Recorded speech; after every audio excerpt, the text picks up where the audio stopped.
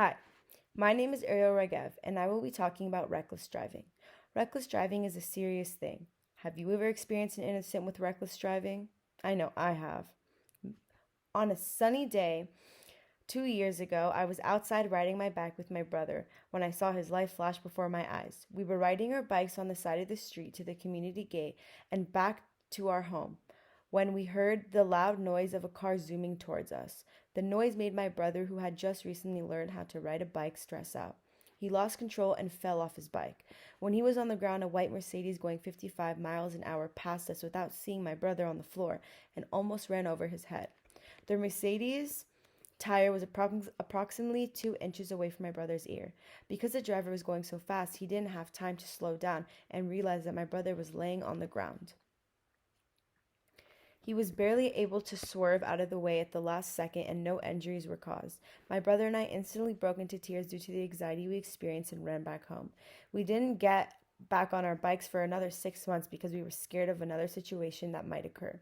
Continuing on, a constant problem that takes place in the narrow streets of my neighborhood, Bell Canyon, are reckless drivers. In the colony of houses where children are playing outside, the four main dangerous causes of reckless driving are cell phone usage, teenage drivers, driving under stress, and driving under the influence. The cause most responsible for the danger is teenage driving because they lack experience and responsibility to make smart and safe choices while driving. It's sad but true. Sometimes us teenagers get carried away and think we have all the experience in the world when we don't. Moving forward, in Bell Canyon, all the kids are always outside riding their bikes and walking to their friends' houses. But with cars constantly speeding by a canyon road, it's dangerous for them. Bell Canyon is a gated community, and all the kids who live here go to the same school. Round Meadow for elementary, AC Stell for middle school, and Calabasas for high schoolers. All of the kids who are in the same age friend group always constantly walk to each other's houses on the weekends. Whenever I drive home, there's always a guaranteed chance I see a family friend on a walk or a group of middle schoolers skateboarding. The fact that there isn't a specific sidewalk for these families and the streets are in one lane direction makes the dangerous reckless driving more prominent. My neighborhood and family friends describe the street as almost identical to Las Virgenes. With a narrow street and no sidewalk, the cars that pass are close as 2 feet to people walking or riding on the streets. If the person passing by is casually and at a 35-mile speed radius, then they will be able to carefully ensure their safety. If the driver passing is speeding, he may panic and lose control or just not see people. His awareness could lead to immediate death or serious injury of pedestrians.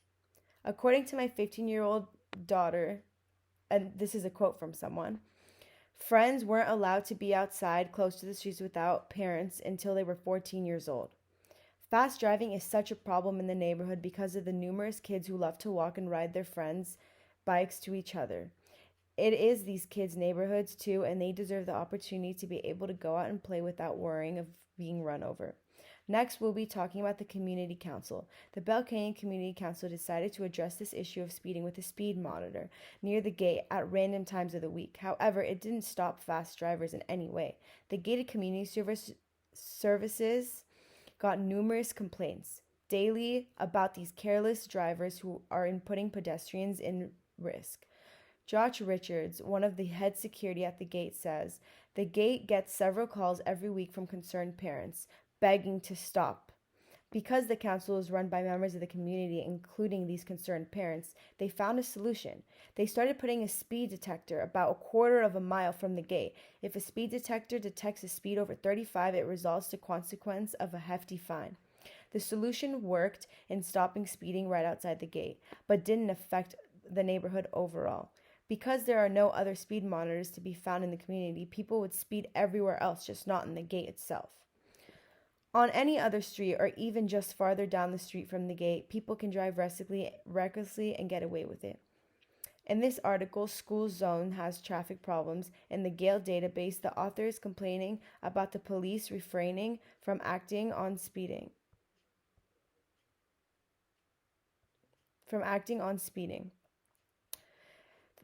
The council overall continues to complain but refrains from actually addressing the problem. If people continue to settle the problem of reckless driving in my community, it will never go away.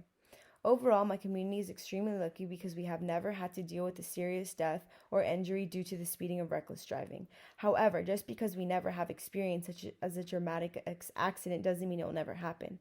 In the mountains, it can get super dark at night, which only adds to the reason why it should be safe. The constant problem that takes place in the narrow streets of my neighborhood, Bell Canyon, are reckless drivers in the community and where people live. With these streets in the form of a windy canyon, with darkness and potential drivers who isn't 100% cautious, an accident is bound to happen. Thank you for listening. Hopefully you won't reckless drive.